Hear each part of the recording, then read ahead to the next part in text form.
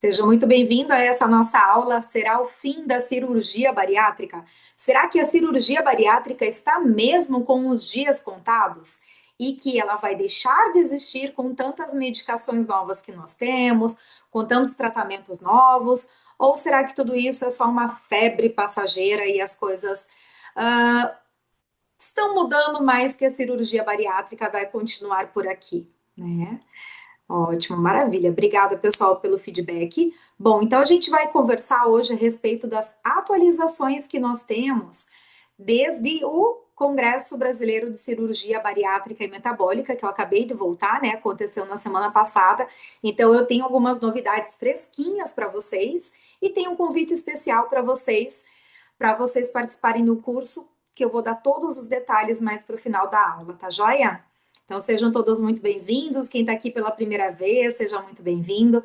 A todas as minhas mentoradas que estão aqui, né? Deia, Edilane, Alexia, sejam bem-vindas. Tantos alunos que estão sempre batendo cartão, várias pessoas com quem eu já conversei, Emeline, né? Então, pessoal que vai estar aí no nosso curso no sábado, sejam todos muito bem-vindos, tá bom? Pri, Martim, sempre marcando presença. Um beijo grande para você, Pri. Então vamos lá. Se eu for dar oi para todo mundo, a gente não termina a aula hoje, né? Então, deixa eu compartilhar com vocês aqui meu mapa mental. Lembrem-se que vocês podem. Ai, Pri, beijo para você também. Pessoal que estava comigo lá no congresso, um beijão para vocês. Aqui.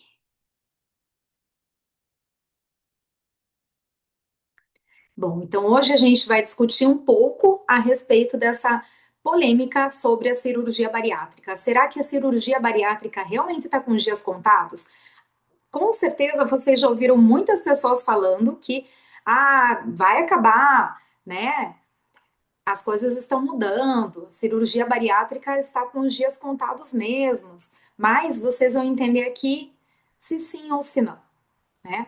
Antes da gente entender como é o cenário atual, eu tenho falado para vocês a respeito de uma revolução que está acontecendo nesta área, e antes da gente chegar nessa revolução que está acontecendo, que é o movimento, gente, que para alguns pode parecer assim, putz, que droga, isso aqui não é bom. Opa, gente, eu coloquei para gravar, tava na dúvida aqui se eu tinha colocado. Então, assim, algumas pessoas podem olhar com um olhar negativo, especialmente quando tem um viés muito grande da sua profissão, né? E quando a gente vê de uma maneira global, entendendo que a pessoa que sofre com obesidade, ela precisa de um tratamento multidisciplinar, a gente olha para essa revolução e fica assim, putz, graças a Deus, finalmente isso está acontecendo, né? Mas para a gente chegar nesse ponto, a gente precisa fazer o quê? A gente precisa ver como as coisas eram antes da revolução. E assim, para quem não estuda a área há algum tempo, né? Para quem não está na área há alguns anos aí, que começou a estudar no último ano e acompanha pra caramba a ABES e tudo, vocês vão ver que, puxa, mas o que a Thalita está falando de antes da revolução é muito do que eu escuto a minha equipe falando. É muito sobre como eu penso. Então, de antemão, já quero te falar assim: se você se identificar com algum ponto do que a gente trouxer aqui de antes da revolução, não se preocupe, tá? Por quê? Porque é muito assim que a nossa sociedade opera e qual é a questão? Você provavelmente só não tinha conhecimento sobre, tá? Então você está aqui justamente para isso, para que você adquira conhecimento sobre, para que você entenda por que essa visão mudou e para onde que a gente está caminhando, tá joia? Então veja, antigamente, e para muitos profissionais ainda, olha, não posso falar em estatística para vocês, mas eu chuto que pelo menos 50% dos profissionais ainda, a visão sobre o paciente é uma visão biomédica antiga, antiquada, que é moralista e gordofóbica, né? Então, como que era visto a obesidade, como que se olhava para o paciente antigamente, antes dessa revolução e que muitos veem ainda. Então, como o baixo peso sendo sinônimo de saúde, de bom caráter, de valor pessoal, de disciplina. Então, pessoas magras são pessoas boas, Pessoas magras são pessoas saudáveis, pessoas magras são pessoas de valor. E aí, então, como que o paciente que tem obesidade é visto? Ah, pessoa gorda, né? Entre aspas, ela não tem força de vontade, ela é preguiçosa, é sem vergonha, né? É descontrolada, tem a mente obesa, tem a cabeça de gordo. E tudo isso, na verdade, faz com que os profissionais, com que as pessoas, e até hoje a população leiga, enxergue as pessoas que sofrem com obesidade como pessoas de menor valor, pessoas que são culpadas pela sua condição. E uma coisa que eu escuto muito, que muitas vezes vem caixinha de perguntas, é claro que a pessoa é culpada pela obesidade, afinal de contas, é ela quem escolhe o que ela põe na boca. Então, se ela escolhe o que ela vai comer, ela escolhe comer demais, ela escolhe comer alimentos ultracalóricos, com mais gordura, com mais carboidrato, com mais açúcar, então é claro que a culpa é delas, né? E não é, tá ok? Vocês já vão entender por quê. E qual era o olhar que se tinha sobre o tratamento? O tratamento da obesidade até então, e ainda praticado por muitos profissionais, ele é pesocêntrico, ou seja, centrado no peso. Qual é o olhar que se tinha, que se tem ainda sobre o peso? Ah, para você tratar a obesidade é preciso emagrecer. Ponto. Emagrece, reduz gordura corporal, obesidade está tratada. Não é bem assim. Seria ótimo se fosse simples desse jeito, né? E aí o que que acontece? Poxa, se é só emagrecer, então o que que é necessário fazer? Dieta restritiva. E aí a gente tem aquele combo antigo ainda, muito prescrito, primeira prescrição que a maioria dos profissionais passam, que é fechar a boca e malhar. O que que eu preciso? Eu preciso ingerir menos calorias do que eu gasto. Eu posso fazer isso por duas vias, seja ingerindo menos calorias do que eu gasto ou gastando mais calorias do que eu ingiro, né? E de preferência, comendo menos e malhando mais, que na teoria, para muitas pessoas, isso seria o ideal. E não é assim que as coisas funcionam.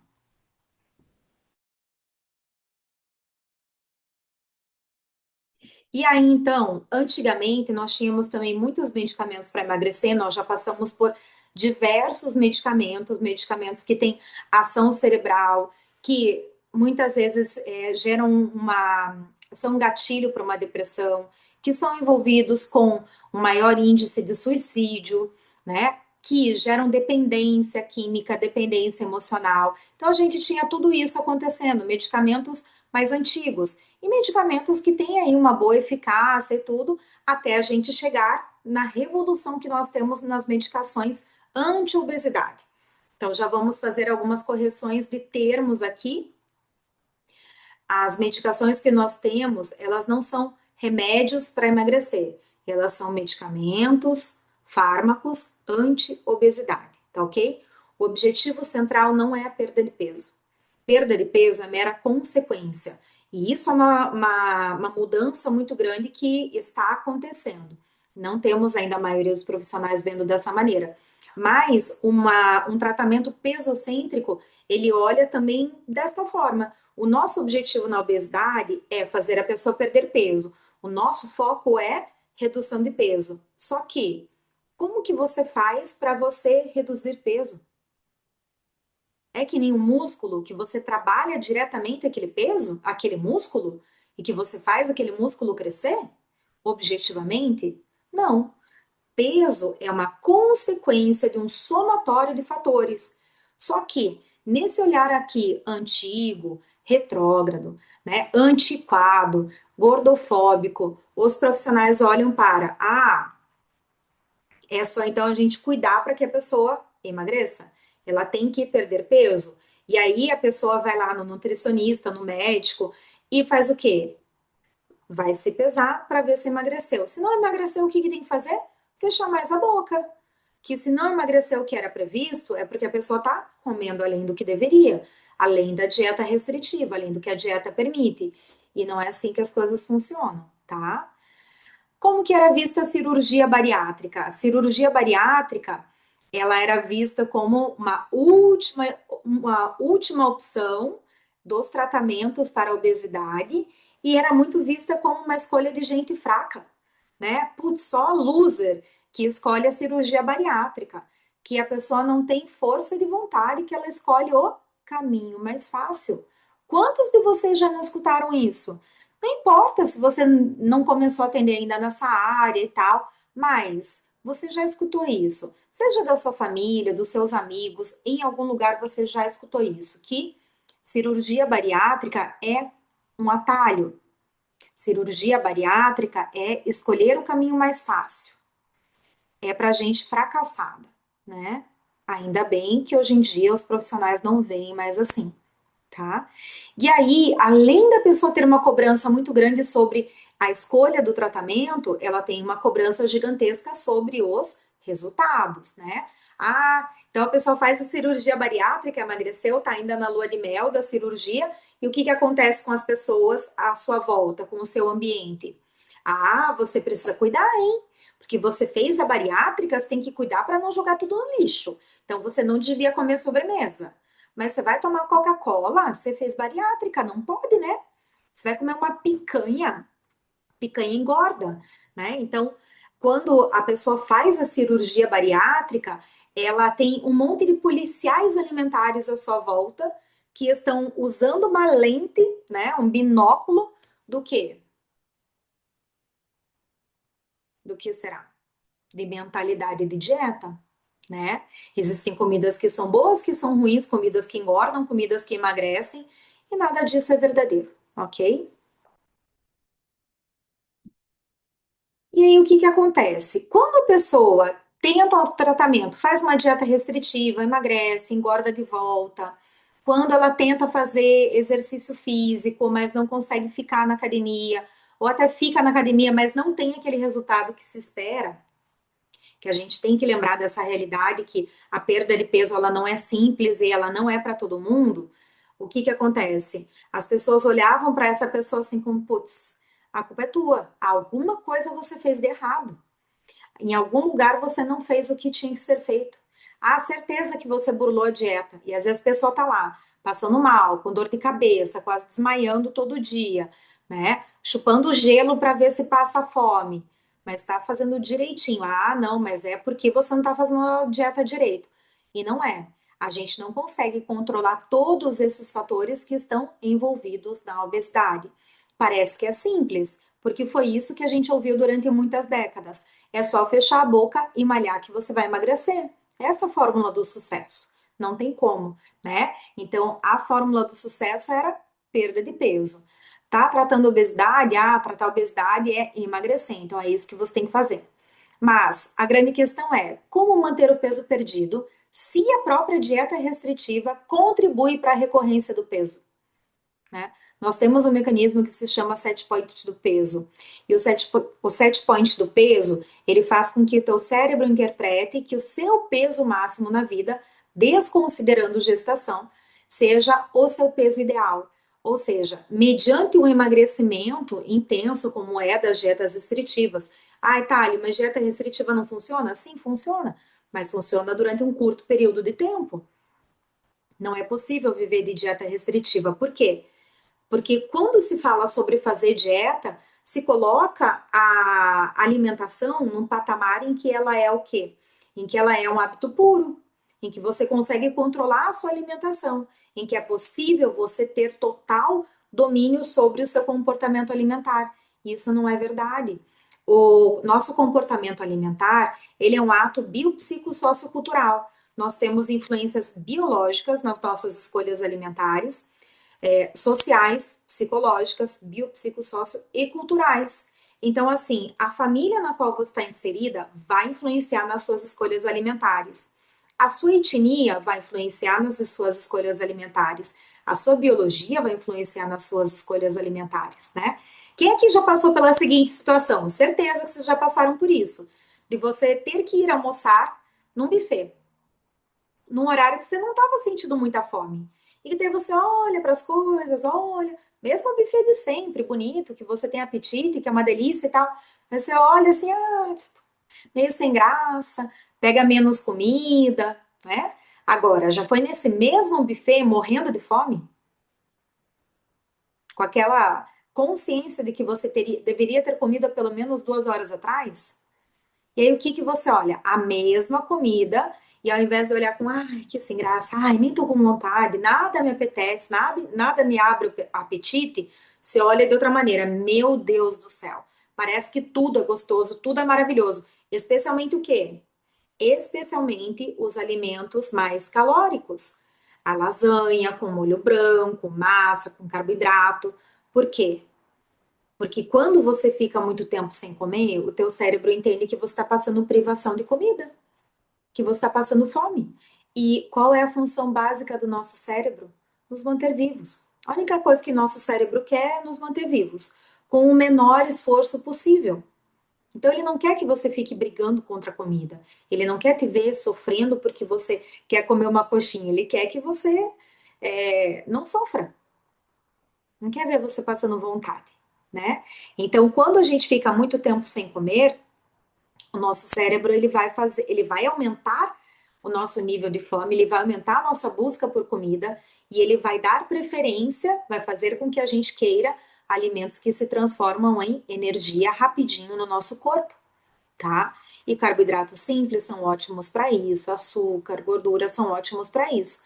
Você não olha morrendo de fome, uma fome do teu estômago tá grudado nas costas, você não olha para a salada assim, nossa, que delícia, que vontade de comer essa salada. A menos que tenha croutons, a menos que tenha um monte de outras coisas, um macarrãozinho junto com a salada e tudo, tá? Então é assim que funciona, ok? E aí veja que contrassenso, né? Nós vivemos numa era que durante décadas, o que tem acontecido? O índice de obesidade só está aumentando. Até 2044, nós vamos ter mais pessoas sofrendo com obesidade do que pessoas com sobrepeso no Brasil. Vocês têm noção do que é isso? É muita coisa. É muita coisa. E as dietas restritivas contribuem para a manutenção da obesidade. A gente não pode negar isso. E não é só isso. As dietas restritivas, elas bagunçam a sua conexão com o próprio corpo. Elas fazem você não ter uma total consciência sobre se você está com fome, qual é o nível de fome que você está sentindo e quando você está saciado. Ela faz você olhar para a comida como a comida sendo inimiga. Puxa vida, eu queria tanto comer um chocolatinho hoje, estou com uma vontade, né? Mas ai, não posso. Segunda-feira, meu Deus do céu, que cabeça de gordo comer chocolate na segunda-feira. Eu preciso deixar para o final de semana, para refeição livre. Gente, o nosso corpo, ele não sabe que dia da semana é. Não sabe. Então não adianta a gente colocar certas regras que não vão funcionar, que vai exigir de você uma baita de uma força de vontade. Dietas restritivas fracassam para 95% da população, mais ou menos. Funciona para apenas 5%. Quem será que está errado? Será que 95% da população é vagabundo mesmo? É sem vergonha? É glutão? Né? Ou será que o problema é o método das dietas restritivas? O problema é o método, que vai contra a nossa biologia. As dietas restritivas, elas ignoram a nossa fisiologia.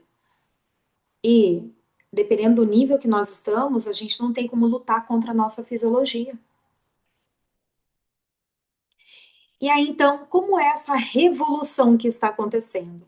Gente, essa revolução tem acontecido nos últimos anos. Então, muitos estudos a respeito da obesidade estão surgindo, muita fundamentação teórica, muitos estudos é, populacionais, clínicos e tudo, que estão contribuindo para essa mudança. Então, a visão sobre a obesidade está mudando completamente. Hoje, a obesidade, ela é compreendida como sendo uma doença crônica não transmissível, que é multifatorial, ou seja, ela é uma doença, não é coisa de gente sem vergonha, né, que comete o pecado da gula, como disse aquele influencer, né? Então, não é uma pessoa cometendo o pecado da gula, não é uma escolha, é uma doença. Eu não sei vocês, mas até hoje eu nunca conheci ninguém que tivesse escolhido ficar doente, seja para uma obesidade, para um câncer, para uma depressão, né? Não conheço, né? Pessoas que ficam assim, ai, orgulhosas de estarem doentes, que gostam de sofrer bullying, que gostam de sofrer gordofobia, de serem examinadas dos pés à cabeça e serem julgadas pelo formato do seu corpo, né? Então isso não existe, tá? A obesidade é uma doença, não é uma escolha. Ela é multifatorial, ou seja, existem diversos fatores que vão deixar uma pessoa predisponente à obesidade, que podem ser gatilho para essa obesidade se instalar na vida da pessoa e que vão manter essa obesidade no longo prazo. Então a gente não pode ser leviano de achar que é uma coisa ou outra. Gente, são N fatores, centenas de fatores que às vezes a gente nem imagina. O uso intenso de antibióticos na infância contribui para a obesidade na vida adulta, a poluição contribui, né? Então, veja, vai muito além do que está acontecendo à volta da vida daquela pessoa, tá? Então, a gente precisa olhar para isso. E o tratamento mudou completamente. Então, se antes era olhado para a pessoa tem o excesso de adiposidade, a pessoa tem obesidade porque ela come demais, ok, a gente já sabe que a pessoa come demais. A maioria das pessoas que têm obesidade come demais. Tem as pessoas que são exceções, que comem pouco e mesmo assim mantêm aquele peso alto? Sim, existe. Mas a maioria come demais. E o que a gente precisa se perguntar, ao invés de já vir com o julgamento, tá vendo? Sem vergonha. Fica aí se matando de comer chocolate todo dia. É olhar para por que é que essa pessoa come demais? Por que essa pessoa come demais? Né? Pode ser por fatores relacionados a estresse, a uma má qualidade de sono, pode ser porque ela tem uma produção de grelina muito maior do que pessoas de peso normal, porque ela tem uma resistência à percepção da leptina, que é o hormônio de saciedade, sabe? Então, tem N fatores que são metabólicos que contribuem para a pessoa comer demais. Então, entendam como é realmente uma doença complexa que exige tratamento por toda a vida. O tratamento é crônico. Se a pessoa tem uma doença crônica, vai existir um momento em que ela vai parar de se tratar? Não. Pode até ser que ela entre ali num patamar de obesidade reduzida, obesidade controlada, mas ela precisa de tratamento multidisciplinar aqui, entre aspas, tá? Para o resto da vida, ok? Então, como a gente estava falando, as dietas restritivas, elas não são sustentáveis a longo prazo, elas contribuem para o efeito sanfona, pode ser gatilho para um transtorno alimentar. Nem todo transtorno alimentar, nem toda dieta vai gerar um transtorno alimentar, mas a maioria dos transtornos alimentares começaram com uma dieta. Eu sei que tem muitas pessoas que falam assim, ai, restrição gera compulsão? Né? Ai, não gera, que coisa absurda pensar nisso. Porque como que uma restrição alimentar vai gerar um transtorno psiquiátrico? Veja, até que a pessoa tenha um transtorno psiquiátrico, que existem fatores predisponentes para ela desenvolver um transtorno de compulsão alimentar, etc., existem episódios de compulsão alimentar que podem evoluir para um transtorno de compulsão alimentar ou podem estar caracterizando um comer transtornado. Então, a pessoa pode ter esse componente da compulsão alimentar, mas sem fechar todos os critérios diagnósticos, né? Vocês veem isso acontecendo todo dia no consultório de vocês, com diversos outros fatores que estão ali relacionados a alguma doença psiquiátrica, não é assim que funciona? Tá? Então, restrição alimentar pode sim gerar compulsão alimentar. Um transtorno de compulsão alimentar talvez seja gatilho para quem tem predisposição para, tá? Que transtornos alimentares estão relacionados a dietas restritivas? Anorexia, bulimia e transtorno da compulsão alimentar. A gente tem que cuidar para não colocar tudo no mesmo pacote. Tá? E não tem a ver com a busca incessante de ser magro, de ser cada vez mais magro, né? Ruminação, pica, outros transtornos alimentares não tem a ver com essa busca por ser magro, por ser aceito socialmente através da magreza. Só que na anorexia, bulimia e transtorno da compulsão alimentar, geralmente isso está envolvido. Então a gente não pode negar isso, tá? Existe sim uma relação muito íntima entre dietas restritivas e transtornos alimentares, ok? E hoje em dia, gente, se vocês pararem para observar um pouquinho, nós estamos vivendo uma outra era, de uma possível explosão de casos de transtornos alimentares. Por quê? Qual é o padrão de beleza hoje? Nós temos alguns. Um padrão é de magreza extrema. Se você olhar a magreza que as mulheres têm que ter hoje, aparecendo, né? Os ossos intercostais, uma magreza muito grande, aparecendo saboneteira, até costelas nas costas, né? Aparecer veias, ter um percentual de gordura extremamente baixo, que é compatível com um, um, uma situação de um corpo mais adoecido, né? Ai, quero ter 15% de gordura, quero baixar de 10% de gordura, quero ter nada de gordura no corpo. Gente, é impossível. Um corpo saudável tem que ter um percentual de gordura.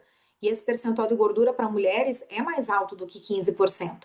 Para poder menstruar, para poder gerar um filho, para poder estar saudável, né? Então a gente tem um padrão de beleza que é de uma magreza extrema. Nós já passamos por esse padrão algumas vezes, lá na década de 60, quando surgiu a mini saia, o biquíni de 2 peças e tal, né? Um grande ícone daquela época era a Twiggy, que ela era uma modelo que tinha anorexia, mas se você olhar para o corpo das modelos naquela época, ou numa segunda onda, que foi no início dos anos 2000, com a Gisele Bündchen e tal, a magreza delas não era essa magreza preconizada hoje. Então, a gente precisa estar de olhos muito abertos, a gente precisa estar muito atento a tudo isso que está acontecendo. Qual é o outro padrão de beleza que nós temos hoje? Vocês sabem muito bem. Não só um percentual de gordura baixíssimo, como também uma definição e uma massa muscular grande, que não é compatível para um corpo natural de mulher, né? Então a gente tem uma magreza extrema, um corpo extremamente musculoso, muito masculinizado. E o que as pessoas fazem para chegar nesse corpo? Se vocês pararem para. Eu falei sobre a comparação da magreza, né, com as outras décadas, mas a gente já viveu a era das musas fitness. Pega hoje as influencers de hoje em dia, com o corpo todo musculoso, de uma maneira que não é natural para as mulheres, e compara com qual é a nossa referência de antigamente. As paniquetes, né? Para quem é mais velho, para quem é mais novo, talvez nunca nem tenha ouvido falar. Mas existia um programa de televisão, o Pânico, em que tinha as assistentes de palco e elas eram super musculosas, tinham um colchão, né, bumbum grande e tal, eram bem musculosas, um corpo todo desenhado, né, chamados de cavalonas, né, os termos pejorativos que se usam. Só que se você pegar o corpo das paniquetes daqueles dias e for ver qualquer influencer de hoje, você vê que elas eram gordas, entre aspas, né? Então, qualquer pessoa de hoje em dia que não sabe do histórico que aquelas eram padrões de beleza, ela vai olhar, a pessoa vai olhar assim, ai, credo, que mulher gorda, tá? Então, os padrões que nós estamos vivendo hoje, eles são muito rígidos e eles são muito extremos. Se eles são extremos, naturalmente eles vão ser atingidos? Não.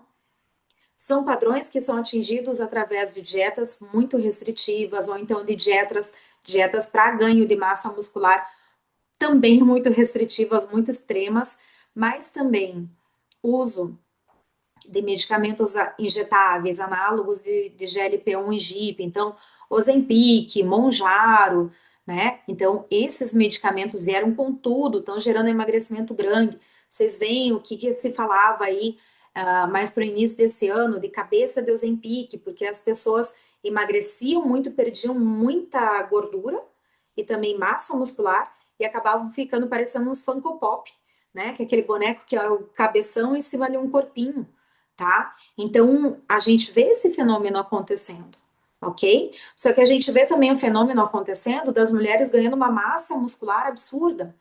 Isso não é natural, né? Tem vários perfis aí no Instagram e tudo que combatem o uso de esteroides anabolizantes e que mostram, né? Poxa, isso aqui é natural ou não é natural, tá? Então, está indiscriminado o uso de medicamentos anti-obesidade, que alguns deles não são para obesidade, são para diabetes tipo 2. Uso de esteroides anabolizantes. Ai, credo, que horror essa coisa, muito anos 80 de academia clandestina. Não, gente. Isso é coisa de bairro chique, de pessoas que têm condições, de pessoas que não têm condições, está disseminado para todo mundo, todas as classes sociais, né? Pode ser que tenham outros nomes. Ah, vai fazer um protocolo de hormônios. Já ouviu falar em protocolo de hormônios? É o uso de esteroides anabolizantes. Já ouviu falar num outro negocinho que é maravilhoso para as mulheres, entre aspas? Chip da beleza? Pois é, chip da beleza também. Tem lá hormônios masculinos que não são bons para mulheres e que têm efeitos colaterais lascivos, que podem gerar doenças. E uma coisa que é muito interessante a gente ver nos congressos. Muitas vezes o médico que implanta, ele não sabe como tirar e ele não trata os efeitos colaterais, sabe? Então, vocês também precisam saber o que está acontecendo no mundo, por quê? Não dá para ficar fechado só no nosso mundinho, ovinho da psicologia, eu só quero entender de psicologia. Não dá. Por quê? Porque você está tratando um ser humano. Você não pode pegar e fatiar esse ser humano e tratar só uma parte dele. Você tem que, no mínimo, compreender como que são os outros tratamentos para as demandas que o seu paciente tem, para que você possa fazer um tratamento verdadeiramente transdisciplinar. O que é um tratamento transdisciplinar? Eu já vou voltar aqui no transdisciplinar. É um tratamento que ele é muito mais integral, tá? Já volto, vamos falar de exercício físico para a gente na mesma linha. Bom, e aí, então, qual que era o tratamento prescrito? Fechar a boca e malhar. Fazer dieta restritiva e praticar exercícios físicos. O exercício físico, nos últimos anos, tem surgido muitas pesquisas mostrando o quê? Que aquilo que se pensava que o exercício físico, e fazer um aeróbico para gastar calorias, etc., que, nossa, isso super ajuda no emagrecimento, quase não ajuda. A perda de peso que a pessoa vai ter é de 2, 3 quilos, que é muito insignificante para uma pessoa que tem obesidade, tá? Então isso significa que não precisa fazer exercício? É claro que precisa. O exercício, ele tem uma função fundamental na qualidade de vida, na mobilidade da pessoa, na função do corpo. E ele é extremamente importante quando a pessoa está tratando obesidade ou quando está num processo de emagrecimento de uma maneira saudável, na manutenção do peso perdido e na prevenção da sarcopenia, da perda de massa magra, tá? Você sabia que um paciente que passa pela bariátrica, em torno de 50% do peso perdido é músculo que ele perde? 50% do peso perdido depois de uma bariátrica é músculo. Os outros 50% que vai ser gordura, líquidos, etc. Entende? Então, puxa vida, né? É um papel fundamental? Poxa, vocês são psicólogos, vocês muito bem sabem de todos os efeitos positivos que existem da prática de exercícios físicos, não só para o bem-estar, para a qualidade de vida, mas para o tratamento e controle de várias doenças psiquiátricas. Inclusive, contribui para a redução de medicações, né? Então, a gente precisa estar alerta a isso, ok? E como que é esse tratamento transdisciplinar, então? Veja, aqui já é uma mudança também que eu tenho feito no meu próprio discurso, para quem é meu aluno, mentorado e tudo, já está percebendo essa mudança também. Até então a gente falava num tratamento interdisciplinar. Pô, mas Thalita, não sei o que que é isso. Qual que é o tratamento que vocês conhecem? Multidisciplinar. O que que significa o tratamento multidisciplinar? Multidisciplinar é aquele tratamento em que a melhor maneira que tem de definir é cada macaco no seu galho, tá? Eu vou no médico aqui, eu vou no endocrinologista, no cardiologista, vou no psicólogo, vou na Nutri, né? E o povo não se conversa. Não existe uma integralidade no tratamento do paciente, tá ok? E aí, o que que é o interdisciplinar? Interdisciplinar é quando existe um pouco mais de conversa, né? A gente faz algumas trocas e cada um respeita ali, né, os limites da sua profissão, e isso é uma questão de ética, né, que sempre tem muito esse debate, poxa, até que ponto eu, psicólogo que trabalho com comportamento alimentar, vou para não ultrapassar a barreira ali do tratamento do nutricionista, né? No transdisciplinar, a gente tem uma integralidade da equipe muito maior, então existem mais discussões sobre o caso, a gente trabalhar com planos terapêuticos integrados, Então, todo mundo trabalhando para traçar um plano terapêutico para o paciente, em que o paciente faz parte. Tem mais essa grande diferença aí nessa revolução. Antigamente, no padrão biomédico, né, gordofóbico e tudo, o médico, o profissional da saúde mandava, o paciente tinha que obedecer. Ai, mas eu não gosto de quiabo. O problema é teu, quer emagrecer, come. Aqui não. Nos tratamentos que a gente provê hoje em dia, o paciente é parte ativa, ele é protagonista no seu tratamento. Eu costumo dizer que toda equipe transdisciplinar está dentro de um barco remando todo mundo junto. E quem vai dar o direcionamento, vai dar o norte para onde é que a gente tem que caminhar é o paciente. Então, qual é o nosso papel enquanto profissionais trabalhando de maneira transdisciplinar? Mostrar para o paciente quais são as possibilidades que nós temos. E ele vai escolher o que ele quer. O paciente tem direito de escolher o tipo de cirurgia bariátrica que ele quer fazer. Se ele quer ou não fazer o uso de injetáveis. Mas o que a gente sempre tem que incentivar? Um trabalho coordenado, transdisciplinar, com uma equipe que vai tratar as necessidades que esse paciente tem. Isso deve ser, entre aspas, inegociável. A gente tem que estar sempre conscientizando o paciente. Agora, me conta uma coisa, como é que você vai conscientizar o paciente sobre como é o tratamento da nutricionista comportamental se você não faz a menor ideia de como é? Só fala, tem que ir na nutricionista. Então, a gente precisa sair da nossa bolha e ampliar a nossa bolha. Lembra de intersecções de matemática, né? Então, um trabalho multidisciplinar, a gente está super longe. São conjuntos, era conjuntos que chamava? Não lembro mais. Essas bolinhas que a gente desenhava, né, para mostrar. Tudo separado, cada macaco no seu galho. Interdisciplinar, a gente trabalha muito mais junto, em paralelo, discutindo. Mas o transdisciplinar existe uma intersecção, existe uma parte do meu trabalho que vai estar contido no trabalho da Nutri e vice-versa. Existe um denominador comum, tá? E a gente vai trabalhar discutindo o caso, conversando e tal, para poder trabalhar dessa maneira transdisciplinar. Esse é o melhor modelo que nós temos. Esse é o que existe de grande novidade nas equipes. E não estou falando só de equipe bariátrica, não. Se você trabalha com pessoas que têm um comer transtornado, que tem uma obesidade, né? Para quem já trabalha com transtorno alimentar, é muito assim que a gente trabalha, de maneira transdisciplinar. Não é verdade?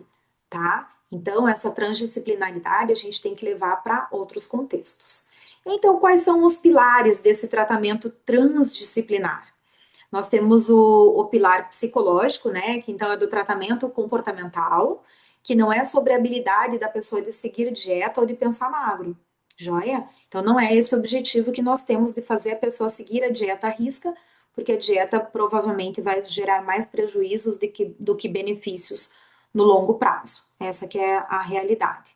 Então, a base é TCC, DBT, Mindful Eating, Intuitive Eating, com algumas ressalvas, né? Alguns profissionais ainda não entendem bem como funciona DBT, Mindful Eating, Intuitive Eating, e daí olham para a TCC raiz mesmo, tá? Então, a gente vai trabalhar determinantes emocionais, cognitivos do comportamento alimentar. O que é importante entender? O nosso trabalho, enquanto psicólogos, é focado no comportamento alimentar. Nós vamos fazer outras coisas de psicoterapia? Vamos. Mas se você vai trabalhar com pessoas com obesidade, bariátricos, você tem que trabalhar, em primeiro lugar, com o comportamento alimentar. O seu papel enquanto psicólogo é de normalizar a relação que a pessoa tem com a comida e com o corpo. É de gerar liberdade e autonomia nessa relação com a comida. Que a pessoa não se sinta refém, não se sinta prisioneira da comida, que ela não olhe para a comida como sendo uma grande inimiga, que ela não tenha medo de comer. É esse o seu papel. A gente vai promover reestruturação de crenças, redução do autoestigma, eu estava lendo autoestima, redução do autoestigma, aumento da autonomia alimentar, vamos atuar no manejo de gatilhos emocionais, no comer por impulso, tédio ou culpa. É essencial para manter os resultados de qualquer intervenção, seja clínica, farmacológica ou cirúrgica. E a gente vai trabalhar com psicoeducação, né?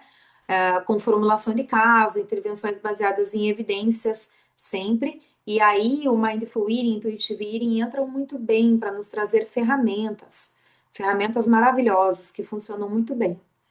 No pilar nutricional, o foco é numa abordagem não dieta, então sem prescrição dietoterápica. Claro, pessoal, uma coisa que vocês têm que ter clareza e pensar um pouquinho além, né? Se nós temos uma pessoa que está doente, que exige algumas restrições alimentares, nossa, tem uma intolerância à lactose, uma alergia ao glúten, é óbvio que essa pessoa ela vai seguir uma dieta que é restritiva, que vai tirar do seu dia a dia aquilo que é um fator que mantém uma doença, que é um gatilho para uma doença, que é um fator alergênico. É óbvio. Aqui a gente está falando em pessoas que têm obesidade, pessoas que têm sobrepeso ou que querem emagrecer, né? Querem só por uma questão estética, tá? Então o nutricionista vai trabalhar com uma abordagem não dieta, olhando numa reeducação alimentar, em reconexão com sinais biológicos de fome e saciedade, priorizando a qualidade nutricional, prazer, a sustentabilidade. Quem vai trazer essa base para ele? Mindful Eating, Intuitive Eating e para algumas questões TCC, tá? O foco é a mudança do padrão alimentar, não as dietas restritivas. E no pilar da atividade física, do estilo de vida, o que que a gente vai fazer? A gente vai trabalhar para que a pessoa tenha um estilo de vida mais ativo. A gente vai batalhar para que ela aumente as atividades físicas. Atividade física é todo um movimento que você faz com o corpo sem um objetivo, sem uma necessidade de performance.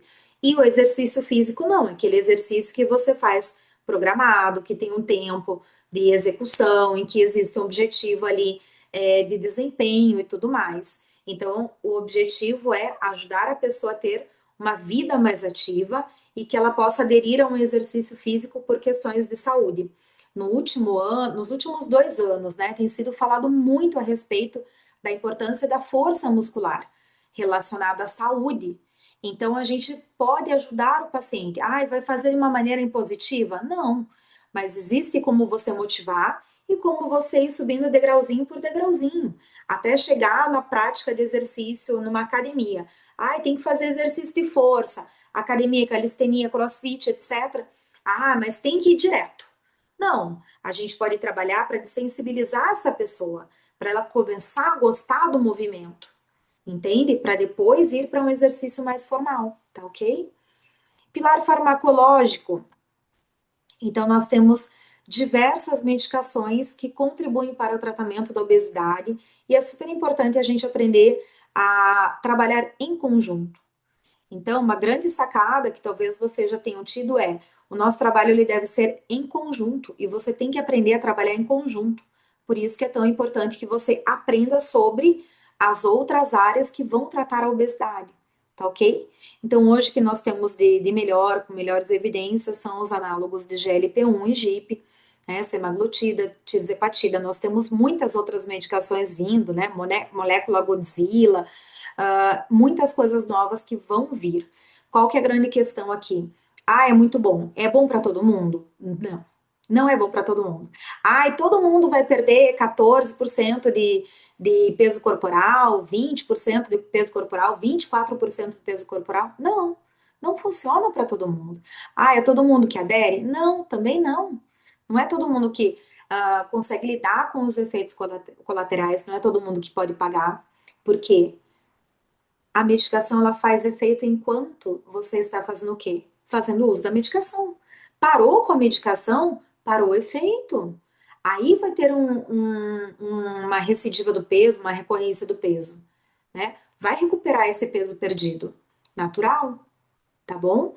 E por isso que o tratamento psicológico é também tão importante. Você vai trabalhar para que a pessoa modifique comportamento alimentar, estilo de vida. Você aumenta as chances de sucesso de longo prazo. Lembra que a obesidade é uma doença, uma doença crônica que não tem cura? Não tem cura, mas tem tratamento. E o tratamento envolve tratamento comportamental, mudança de comportamento alimentar e estilo de vida. E é aí que a gente trabalha. Ah, e onde mais que o psicólogo trabalha? Já vamos ver. Outro pilar aqui do tratamento, pilar cirúrgico, né? Então, hoje a cirurgia bariátrica, ela não é mais vista como última opção de tratamento para a pessoa que sofre com obesidade. Ela é vista como a opção que é padrão ouro e que a gente precisa ver se a pessoa tem indicações para aquilo. Esse ano passou a vigorar no Brasil novas indicações, critérios de indicação para cirurgia bariátrica. Mais pessoas vão poder se submeter à cirurgia bariátrica. Ai, Thali, meu Deus, que absurdo! Não, não é um absurdo. É uma mudança, é uma evolução que está acontecendo que é para facilitar acesso de quem precisa de um tratamento que é padrão ouro. Padrão ouro, desculpa me distrair aqui. Então, assim, a gente precisa integrar o nosso tratamento aos outros tratamentos. A gente é que vai trabalhar para a pessoa mudar a mentalidade. Sabe qual a primeira coisa que a pessoa tem que mudar? Talvez tenha pensado assim, ah, é isso mesmo, Thali, porque a cirurgia opera o estômago, mas não opera a cabeça, e a pessoa tem que mudar a cabeça em primeiro lugar. Não, não é bem assim. Sabe o que a gente precisa mudar em primeiro lugar dessa mentalidade? É tirar a culpa que a pessoa carrega. Porque essa culpa, ela é tão internalizada que a pessoa já fala assim: ah, puxa vida, eu sou gordinha, sem vergonha mesmo, eu como mesmo, comer é o meu maior prazer na vida. Gente, muitas vezes esse estereótipo é internalizado por causa de anos e anos e anos em que a pessoa vai escutando isso, em que ela vai se tornando aquilo, entende? Então a gente precisa tomar muito cuidado com aquilo que a gente fala e com aquilo que os nossos pacientes trazem, porque a gente precisa conscientizar a pessoa de que, opa, peraí, né? Ah, gordinha sem vergonha que adora uma sobremesa, adora uma picanha com borda de gordura. Sim, esta é a predisposição da obesidade. A obesidade te faz ter um certo paladar também, faz você ter mais desejo por certos alimentos. As pessoas que têm obesidade, um dos estudos mais recentes que foi trazido até no congresso, esqueci de colocar aqui, é que a pessoa que tem obesidade, ela tem uma suscetibilidade maior a alimentos ultraprocessados, né? Aí imagina, você tá lá comendo um pacote de bolacha e parece que você quer sempre mais, que um pacote não é suficiente. Como é que você lida com isso? É muito fácil falar para quem não tem obesidade. Então a gente precisa começar a treinar muito mais a nossa empatia, se colocar no lugar, para entender as dificuldades que a pessoa passa, ok? A cirurgia bariátrica, ela é o tratamento que é mais custo efetivo, que traz melhores resultados para a obesidade classe 2 e 3, né? Ela vai agir não só naquilo que era falado antigamente, a cirurgia bariátrica, cirurgia de redução do estômago, cirurgia de emagrecimento. Não. Ela é uma cirurgia que vai tratar a obesidade, uma doença. Ela vai promover uma restrição gástrica, só que já nessa restrição gástrica, que antigamente a gente pensava assim, ah, puxa vida, vai fazer a pessoa comer menos, né? Eu tô formada há 20 anos, esse ano eu fiz 20 anos de formada. Há 20 anos atrás era isso que eu explicava para os pacientes. A cirurgia bariátrica é uma cirurgia para quem come demais. Se você não come demais, não adianta você fazer cirurgia, porque ela vai restringir o tanto que você come. Hoje a gente sabe que não é apenas uma restrição de volume de ingesta de ingesta alimentar. É uma mudança que vai gerar no estômago. A maior produção de hormônio de fome acontece no fundo do estômago, tá? E é justamente a parte que fica isolada nos dois maiores tipos de cirurgias realizados aqui no Brasil, bypass e sleeve, né? Então isso vai fazer com que a pessoa sinta menos fome. Existem diversas mudanças metabólicas que acontecem a partir não só da restrição gástrica, mas do desvio intestinal. Então, o metabolismo da pessoa vai mudando, a fisiologia do corpo da pessoa vai modificando. E a gente precisa entender que é assim que funciona, tá? E aí, o pilar social, ambiental, né? A gente precisa entender qual é a influência que as pessoas à volta do nosso paciente vão exercer sobre ela. A gente precisa fazer psicoeducação e entender quais são as influências que a pessoa. Desculpa, deixa eu ler aqui porque eu me confundi aqui. A gente precisa reconhecer que o comportamento alimentar e o peso corporal são influenciados por fatores sociais, econômicos e ambientais. Isso é fundamental. Então, existem fatores que são familiares, que são culturais e que são econômicos. Para ir no mercado hoje em dia e ver como é o preço da comida. Quanto você paga num quilo de maçã? Quanto você paga num pacotinho de miojo?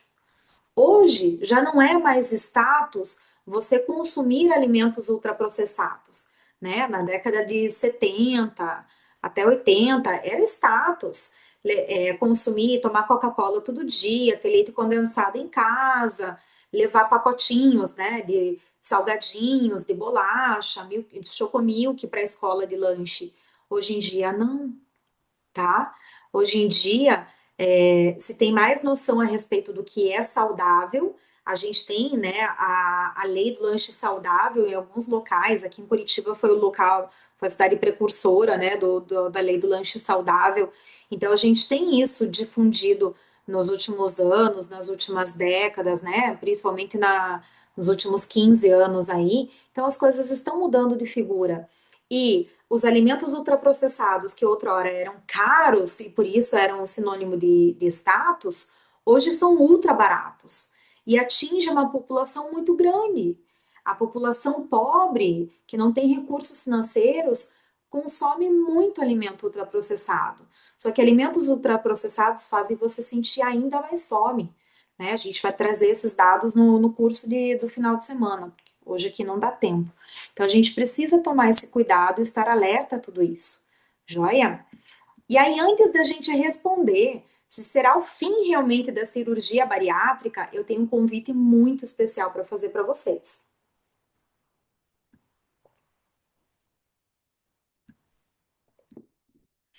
No próximo final de semana, dia 1º e dia 2 de novembro, nós vamos fazer o curso Psicologia da Obesidade Bariátrica.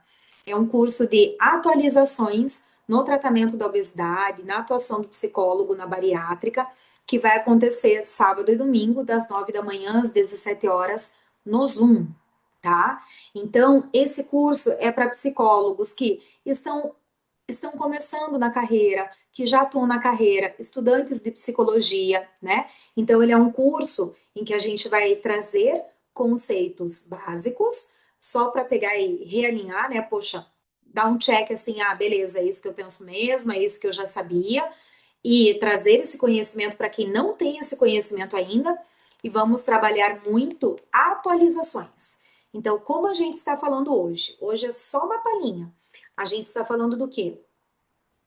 De uma revolução no tratamento da obesidade através da cirurgia bariátrica. O que a gente vai trazer no sábado e no domingo? Nós vamos trazer essa revolução que está acontecendo para que vocês possam dominar um passo a passo nessa área, tá? E aí, o que vocês precisam saber mais a respeito? Nós temos o ingresso básico, deixa eu apagar aqui, já vou falar sobre o conteúdo que vocês vão ver. Nós temos o ingresso básico, que de R$ 147 ele está por R$ 57 no nosso segundo lote. Daqui a pouco vira o lote, né? Mas para o final de semana vira o lote, então vocês têm que correr, tá? O ingresso básico vai te dar direito a acesso ao curso ao vivo e o certificado de participação de 16 horas. Esse certificado ele vai ser disponibilizado ao vivo. Então é realmente para quem está ao vivo. Não adianta, né? Ai, sair, dei uma saída. Não, é para quem está ao vivo. E o ingresso VIP, que é o que a gente recomenda, o melhor que tem para vocês. Veja, são 16 horas de conteúdo. De R$ 247, ele está só por R$ 177 nesse segundo lote, que logo vira também. Tá ok? E o que você tem no ingresso VIP? Você vai ter acesso à gravação do curso, desculpa, você tem acesso ao curso ao vivo os 2 dias, tem o certificado de participação de 16 horas, que depois você vai emitir na Hotmart. Você vai ter a gravação do curso por 3 meses para você assistir quantas vezes quiser e tudo. Você vai ter um arquivo de referências bibliográficas, então eu vou montar para você o quê? Um drive com todas as nossas referências da aula. Todos os artigos vão estar lá, o que for livro e tal, vai ter lá um documento com essas referências para você. O que é artigo, vai estar lá os artigos na íntegra para vocês. Vocês vão ter os materiais da aula, então os slides, os mapas mentais, vai ter um e-book completo do curso. Então é muito conteúdo, é muito material por apenas esse valor.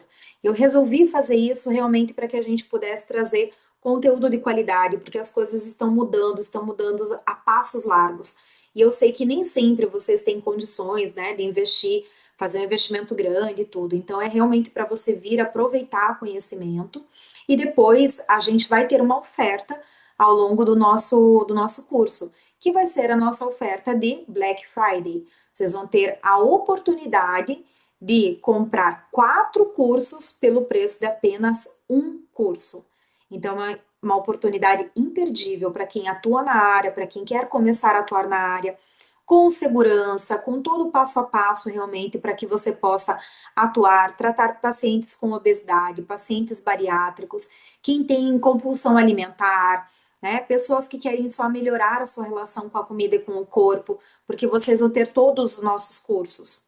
Você vai ter acesso ao nosso curso, a capacitação em psicologia bariátrica, que é reconhecida pelo MEC, que é o nosso carro-chefe, treinamento em Mindful Eating. Então, a gente falou aqui sobre o Mindful Eating, você vai ter um treinamento, uma formação em Mindful Eating, você vai ter a nossa formação em grupos de comportamento alimentar, para que você tenha acesso a 7 protocolos para trabalhar com demandas diversas, desde pacientes que vão se submeter à cirurgia bariátrica, que já passaram, que tiveram recuperação de peso, pessoas com comer transtornado, etc. Tá?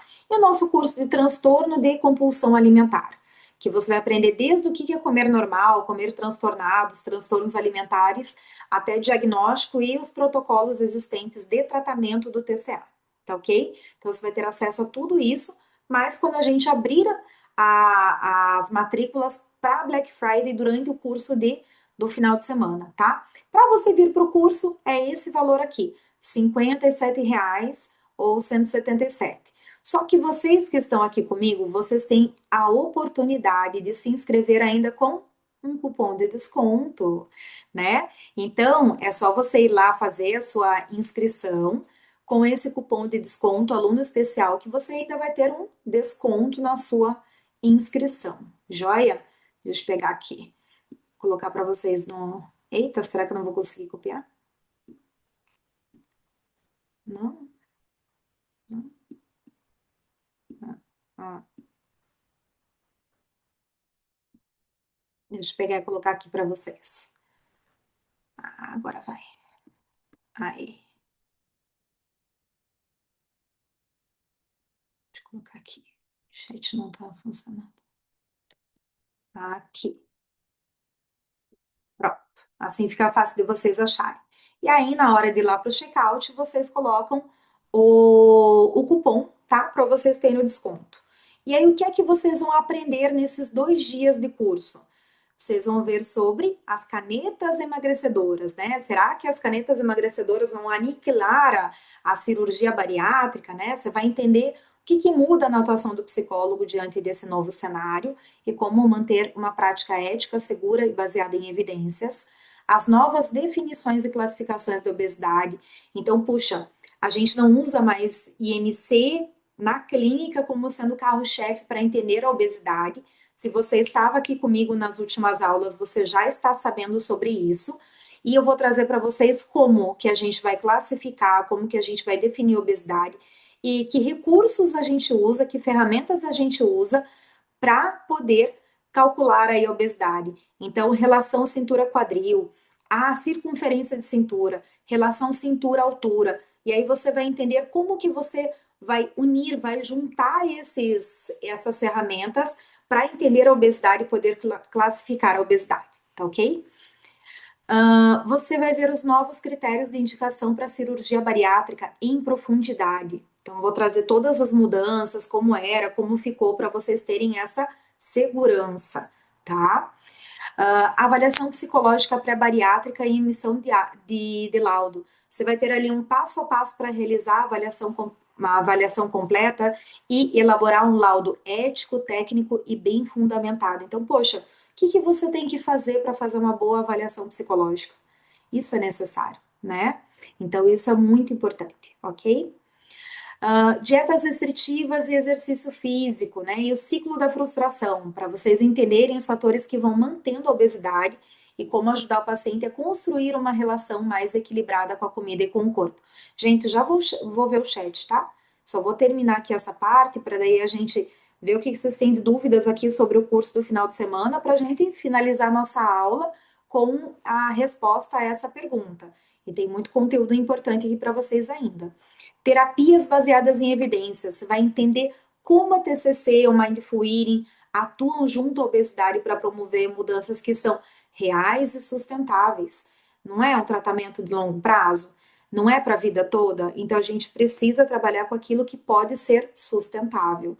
E portfólio profissional de sucesso, gente, não dá para, mediante todo esse cenário, achar que se você só oferecer psicoterapia, tá de bom tamanho. Vocês têm que pensar fora da caixa e entender que outros serviços vocês podem desenvolver com a mesma expertise, com a mesma competência técnica, como que você pode moldar outros serviços. E aí eu vou mostrar para vocês um ecossistema de serviços que vocês podem ter no seu portfólio e que tem o poder de modificar completamente a sua carreira se você coloca isso em prática, tá ok? Porque eu tenho certeza que vocês muitas vezes já perderam um monte de paciente porque a pessoa não pode pagar, não é verdade? Né? E aí, que serviço que você tem a oferecer se a pessoa não pode pagar psicoterapia para você? Você tem que aprender a ter outros serviços, joia? Então o link tá lá, o cupom tá lá para vocês e tudo. E deixa eu ver o que que vocês têm aqui de dúvidas.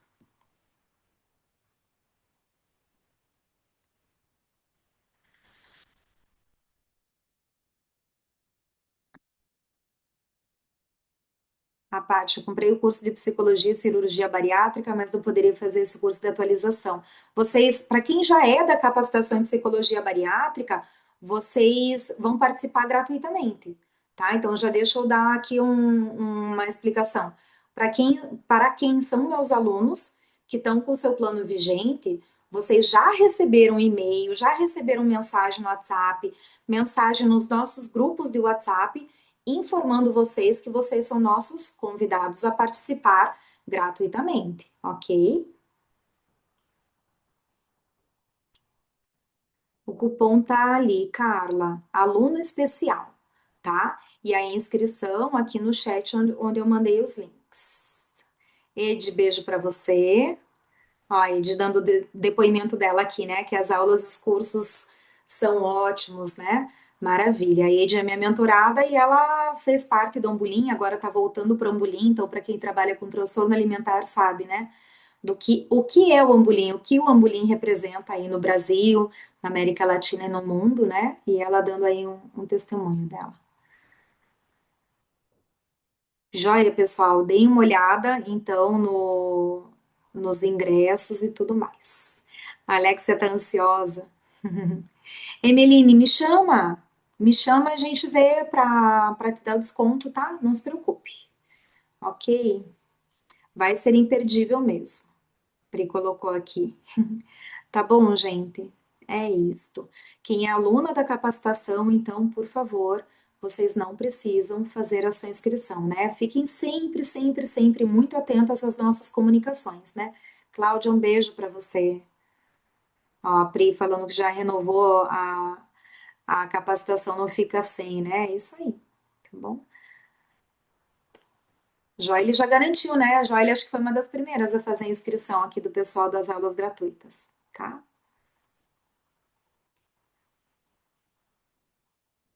Dani, perguntando sobre obesidade infantil, né? Eu não tenho. Não tenho curso de obesidade infantil. Morro de vontade, mas assim, é muita coisa para eu trabalhar, né? Só eu sozinha na parte de desenvolvimento de conteúdos e tudo, das aulas. Então, não tenho outras pessoas que preparam a aula para mim, eu só fico aquele cara bonitinha, não. Sou eu que coloco mão na massa, que vou estudar mesmo e tudo, tá? É, mas assim, você pode adaptar muitas coisas mesmo, especialmente do Mindful Eating. É você pegar a essência e aplicar, tá? Adaptar, né? É uma coisa que eu quero, algum dia eu vou desenvolver um curso, mas não tem a menor, sabe, previsão para isso, tá? Joia? Vamos lá então, pessoal.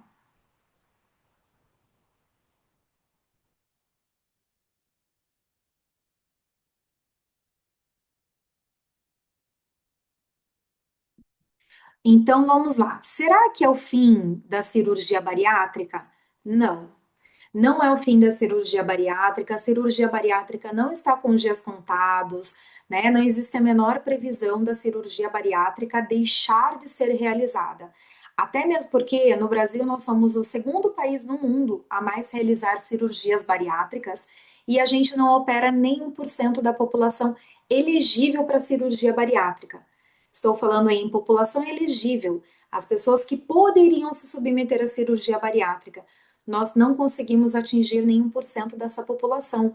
Ou seja, a cirurgia bariátrica ela era um oceano azul e ela segue sendo um oceano azul, né? Ela tem muito a ser realizada. Ela é tratamento padrão ouro para obesidade classe 3. Como é que vai deixar de existir? A gente não tem nada que traga a efetividade que a cirurgia bariátrica tem. Tali, você então é uma defensora da cirurgia. Gente, veja só, quando você é profissional da saúde, em primeiro lugar, com os seus pacientes, eu, enquanto professora, com vocês, alunos, em primeiro lugar, eu sou profissional. Eu tenho minha neutralidade e eu estou aqui para explicar pontos positivos, pontos negativos. Minha opinião pessoal,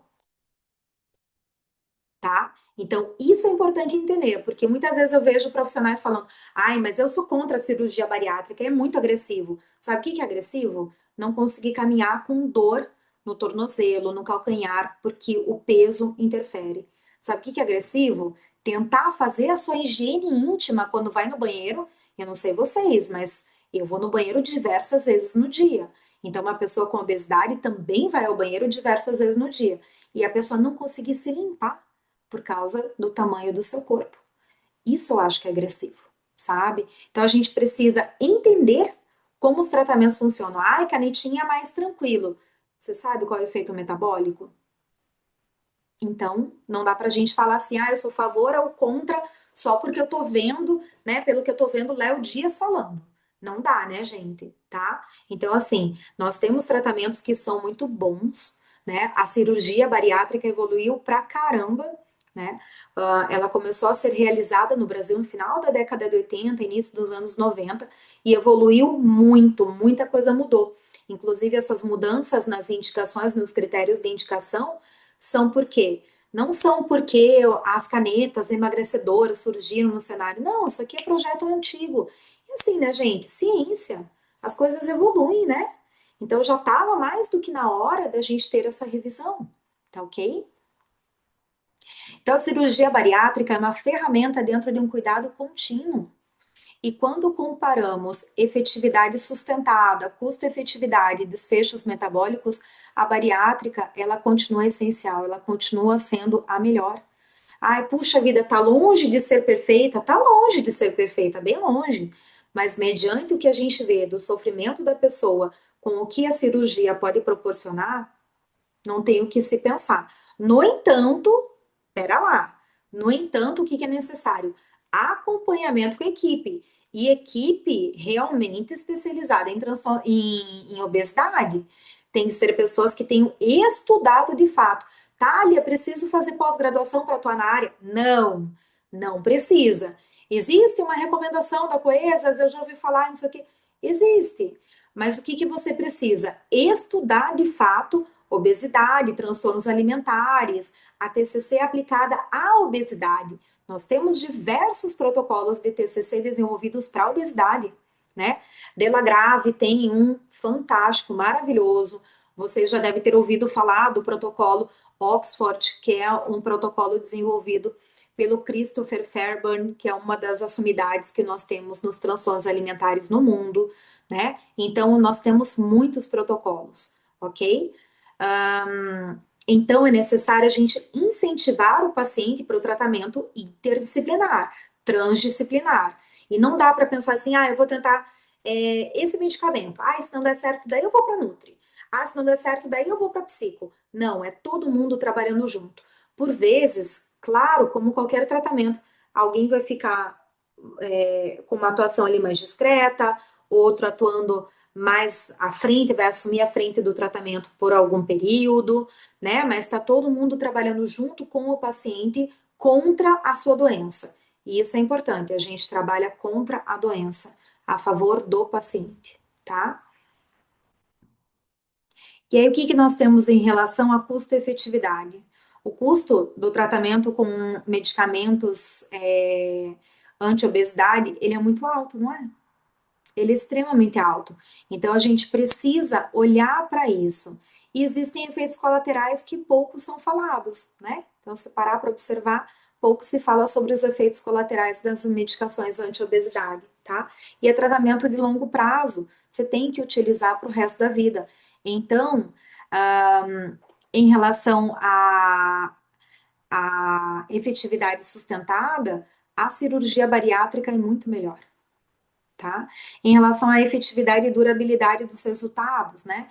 Em obesidades, em pessoas com obesidade classe 2 e 3 com comorbidades, a bariátrica consegue manter durante muito mais tempo a redução de peso, clinicamente significativa, e que contribui para a remissão ou para a redução de diversas comorbidades, como diabetes tipo 2, apneia, hipertensão, doença hepática gordurosa, né? Então, a gente tem muitos resultados positivos em relação à saúde do paciente, tá? Então, no mundo real, após a alta inicial do peso com injetáveis, a manutenção é um grande desafio, né? Então, é isso que a gente precisa ver, que a pessoa, ela tem vários desafios na manutenção do tratamento de injetáveis, ok? Né? O que que acontece? A pessoa esquece de fazer a aplicação, ainda mais quando é semanal, esquece de aplicar, fica com preguiça, às vezes está fazendo granulomas, né? Tá dando alguma reação alérgica ali no local onde ela aplica, faz uma bolotinha, faz uma vermelhidão. Ah, é normal daí a pessoa desmotivar, é normal ela se sente efeitos colaterais. Ai, não, hoje eu não tenho condições de ficar enjoada. Eu preciso trabalhar, né? Eu tenho outras prioridades. E aí vai deixando o tratamento de lado. Gente, para e pensa. Que tratamento que der certo se a pessoa não aderir, se não fizer o mínimo? Para o tratamento com injetáveis dar certo, a pessoa precisa aplicar. Para a psicoterapia dar certo, a pessoa tem que vir para a sessão e tem que minimamente praticar aquilo que a gente combina, não é? Então é isso que é necessário ser feito. Só que a taxa de adesão é muito baixa, tá? E aí vai ter a recorrência do peso, vai recuperar esse peso perdido, tá? Por isso é normal. A cirurgia vai exigir um acompanhamento, né? Existe ali uma curva de manutenção mais estável em muitas pessoas. A pessoa consegue manter o resultado da cirurgia bariátrica por um tempo muito maior do que o do uso de injetáveis, tá? Em relação a custo e efetividade no longo prazo, a cirurgia ela tem um custo inicial mais alto. Então, se você for ver o custo que você vai ter com a cirurgia bariátrica, num primeiro momento ele é muito mais alto do que com os injetáveis. Mas quando você vai ver a projeção de investimento no tratamento em 5, 10 anos, esse número diminui absurdamente. A cirurgia bariátrica comparada aí ao uso de análogos de GLP-1, ela está paga em pouco tempo, 1 ano e meio, 2 anos já está com a cirurgia paga, enquanto que com a medicação você tem que ficar pagando eternamente. Ah, tá ali, mas um dia quebra a patente, vai diminuir o valor e tal. Sim, mas isso não é para os próximos anos. Isso demora, né? A gente não sabe quanto vai ficar a medicação e tudo, né? E a questão é a baixa adesão dos pacientes, tá? Então existe esse grande problema aí, tá? Em relação a desfechos metabólicos, na bariátrica a gente tem resultados melhores metabólicos de maneira precoce e de maneira sustentada, ou seja, a longo prazo.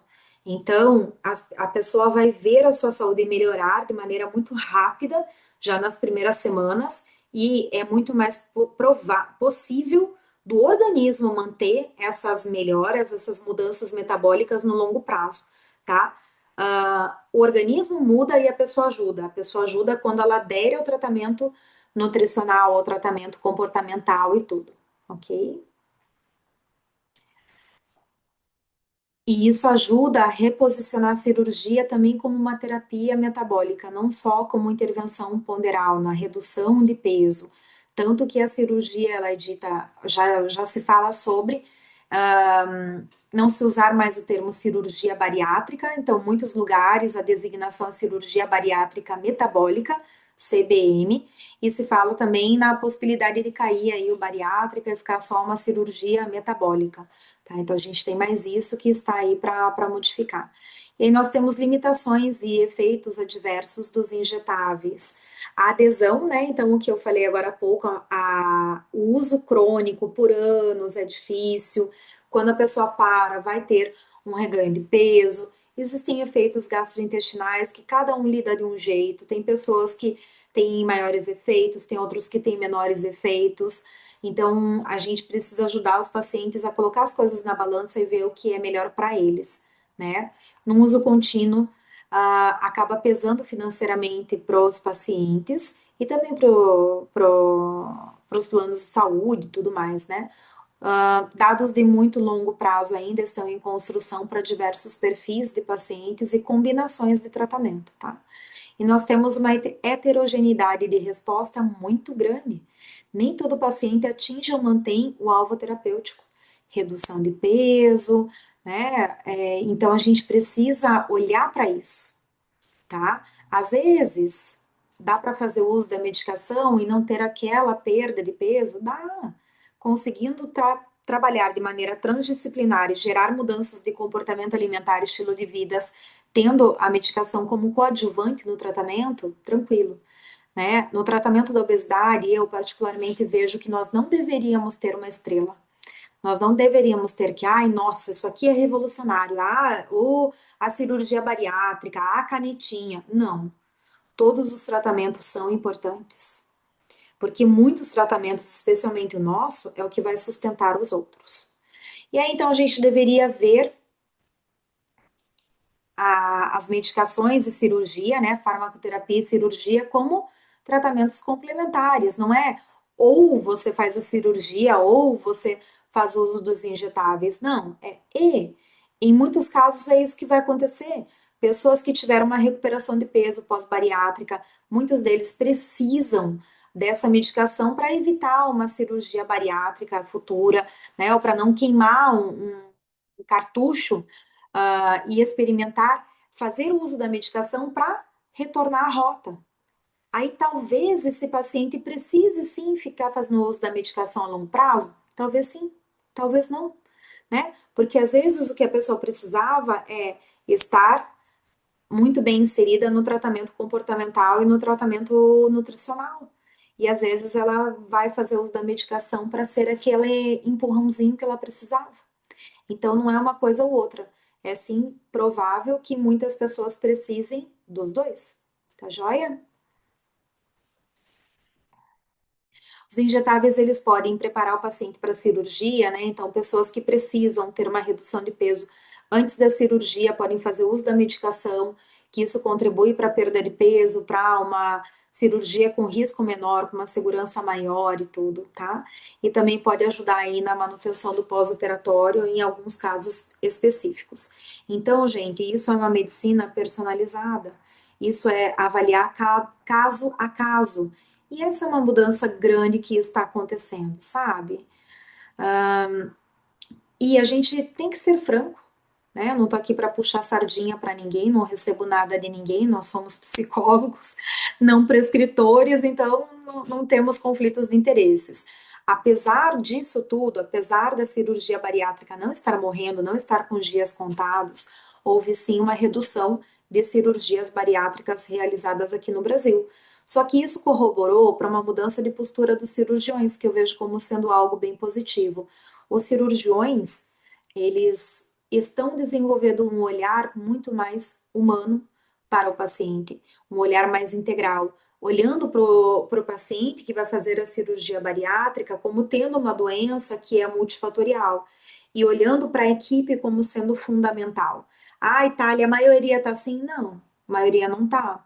Mas da gente vir de um olhar sobre o paciente com obesidade, que ele é sem vergonha, que come, que burla, né, que acaba fazendo um monte de coisa que não deveria, e aí olhar para, putz, é uma doença, é recidivante, é de difícil tratamento, o corpo da pessoa vai ficar trabalhando ali contra, mesmo na cirurgia bariátrica, o cérebro, o metabolismo da pessoa vai trabalhar contra, vai querer recuperar aquele peso perdido, né? Lembra do set point do peso? Então, é muito desafiador. E a gente ter profissionais que têm esse olhar mais gentil, que vão acolher a pessoa, que não vão jogar uma tonelada de culpa em cima dela, que não vão ficar olhando assim, ah, mas você devia ter perdido tanto esse mês, por que que não perdeu? O que está comendo? O que está fazendo errado? Nós temos vários cirurgiões que ainda agem assim com o paciente. Então, ter esse outro olhar de me conta como é que estão as coisas, saber um pouco da vida do paciente, saber quais são ali os seus gatilhos, saber quais são as suas dificuldades é extremamente importante. Então, essa mudança que está acontecendo é fundamental. Quem tem a ganhar são os nossos pacientes. Um olhar mais gentil, um desejo genuíno de ajudar e entendendo como pode ajudar para além da sua atuação, né? Então, isso é transdisciplinaridade. O cirurgião bariátrico ele pode ser impecável no seu trabalho, fazer uma cirurgia maravilhosa, linda. Se ele não tiver uma equipe que trabalhe com comportamento alimentar de verdade, não adianta. Qual que é a grande dor dos cirurgiões bariátricos? A evasão de pacientes do consultório no pós-operatório. E quem que pode prover um tratamento que muda esse cenário? Vocês, psicólogos. Vocês têm que olhar para isso. Ao invés de se acovardar e ficar no, ai, porque olha só, tem gente fazendo avaliação em uma sessão. Como que eu vou pegar e fazer o que a Thalita falou de 4 sessões? Erguendo a cabeça e defendendo o teu trabalho, estudando sobre o seu trabalho, entendendo por que é que o teu trabalho é fundamental, porque os outros colocam o seu trabalho como um pilar central no tratamento da obesidade, e aí você não sabe o que fazer? Então tem que aprender o que fazer para você poder defender o seu trabalho. E a partir do momento que os outros profissionais entendem o que você faz, você se torna indispensável, né? No congresso eu fui conversar com um cirurgião bariátrico, que ele é filho de um grande cirurgião brasileiro e tudo. Aí eu fui falar para ele: Nossa, eu conheço teu pai há mais de 20 anos, vinha para os congressos, via as palestras dele e tal, gosto muito dele e tudo mais, né? Aí tava explicando para ele como que eu trabalho. Como professora, o que que eu ensino, como faço. Ele, nossa, que legal, que interessante, poxa, vamos conversar mais e tudo. Por quê? Porque as pessoas não têm noção do que pode ser feito. E vocês não têm noção do que pode ser feito. Então, vocês têm que vir atrás desse tipo de conhecimento para abrir esse leque de opções, né? Vamos falar real, viver só de psicoterapia tá difícil. E aí aprender a trabalhar com grupos, aprender a fazer avaliação psicológica, a fazer um programa de acompanhamento do paciente de 12 encontros, uma coisa objetiva, uma coisa mais enxuta, enxuta financeiramente. Cirurgia bariátrica é um tratamento bem mais barato do que injetáveis, sim, mas é um tratamento caro. Não é para o bolso de qualquer pessoa, mesmo fazendo pelo SUS, mesmo fazendo por plano de saúde. Tem coisas que é o paciente que vai bancar, tá joia? Vamos ver o que que vocês têm dúvidas aí, e aí eu espero vocês no nosso curso no final de semana.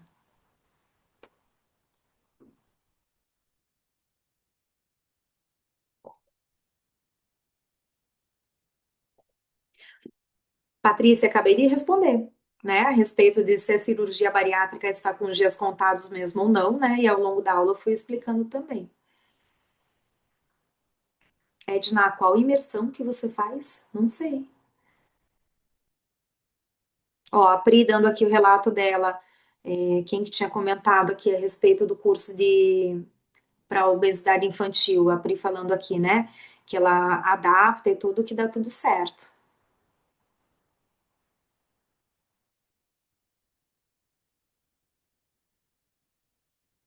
Beatriz, você quer renovar o teu acesso? A gente tem uma condição especial de Black Friday para quem é aluno, tá? Então, para quem é aluno dos nossos cursos, vocês vão receber na segunda-feira que vem a nossa oferta de Black Friday para vocês. Tá assim, imperdível. Imperdível mesmo, tá? Então, espero que você vai ter informações a respeito. Não renova agora, não. A Emeline, finalizei uma avaliação semana passada de um rapaz novo que está acamado por problemas na coluna por conta da obesidade. Não consegue trabalhar, fazer nada. Pois é. Aí como é que a gente vai dizer que a pessoa ela não tem força de vontade? Ah, que cirurgia bariátrica não é uma boa opção. Cara, cirurgia bariátrica pode salvar vidas. A gente precisa, né? A Bia é paciente bariátrica, passou pela cirurgia há 7 meses, desde então não toma mais hipoglicemiantes nem antihipertensivos. Já foram 40 quilos, caramba. E não sinto mais dores nos tornozelos, nos calcâneos, minha qualidade de vida melhorou drasticamente. Olha isso, gente. Para quem não é, para quem tá aqui é psicólogo, não é bariátrico, olha isso, sabe? E aí a gente tem que romper certos preconceitos bobos e que são de ignorância mesmo, de falta de conhecimento, tá? E assim, gente, deixa eu contar para vocês uma outra revolução que está acontecendo. Há anos atrás, o que que acontecia? Há anos atrás, eu comecei a capacitação. Deixa eu parar de compartilhar aqui. Eu comecei a capacitação em 2019, 2020, né? Que eu já tinha o curso de formação, na verdade, o curso de psicologia bariátrica, de avaliação para bariátrica e tudo, eu dou desde 2007, mais ou menos. Então faz muitos anos, faz quase 20 anos. E aí, o que que acontece? Quando era lá no início dos cursos online mesmo, que daí eu recebia um volume maior de alunos, faço os lançamentos e tudo, muitos psicólogos me procuravam assim, puxa, Thalia, eu gostaria de trabalhar nessa área porque eu sou paciente bariátrica, eu tenho obesidade, mas eu tenho vergonha, eu acho que as pessoas não vão confiar no meu trabalho porque eu passo pela mesma coisa e eu tive recidiva do peso. Eu engordei de volta depois da cirurgia, ou então eu não consigo manter o peso, eu tenho compulsão. E aí eu fico com vergonha de querer trabalhar na área porque eu não sou exemplo, né? E é muito legal ver isso aqui acontecendo, né? Eu estava no congresso com as minhas alunas e aí a gente conversando, poxa, metade delas tinha feito cirurgia bariátrica, sabe? Então poder pegar e incentivar vocês a vir para a área que é o seu ponto nevrálgico, é onde você mais sofre, tudo também é muito bacana, né? Eu fico muito feliz, eu me sinto muito honrada de vocês estarem aqui, de vocês confiarem no meu trabalho, de vocês terem essa coragem de trabalhar numa área cuja doença já gerou muito sofrimento para vocês. Então, vocês quererem aliviar o sofrimento de outras pessoas também que passam pelas mesmas coisas que vocês já passaram e tudo, é muito gratificante, sabe? Eu me emociono muito mesmo porque eu sei tudo que eu já conversei com alunos que tinham intenção de vir e que tinham medo e tudo, e hoje a gente vê essa mudança de paradigma, é muito gratificante mesmo, né? Então, contem comigo sempre, sabe? Parabéns pela coragem de vocês, ok? Só o set point do peso é o corpo entender que o seu peso máximo é o seu peso ideal, desconsiderando uma gestação, tá? E nosso cérebro vai sempre trabalhar para buscar esse set point, para buscar esse peso máximo que a gente já teve. Dani, que bom ter você aqui. Um beijo grande. Me mande uma mensagem me contando como que estão as coisas. Para quem estava falando a respeito de obesidade infantil, a Dani, ela é minha aluna, ela foi minha mentorada e tudo, e ela desenvolveu, né, Dani, um protocolo de tratamento de obesidade infantil baseado em tudo que a gente ensina e tudo, e foi em busca de muito mais, né? Então, quero saber como estão as coisas, Dani, tá bom? Pessoal, então por hoje é isto. Eu aguardo vocês no nosso curso, tá? Lembrando que vocês têm um desconto especial. Para quem é aluno, vocês podem participar da aula ao vivo, sem custo algum, tá joia? Beijo grande para vocês e até sábado.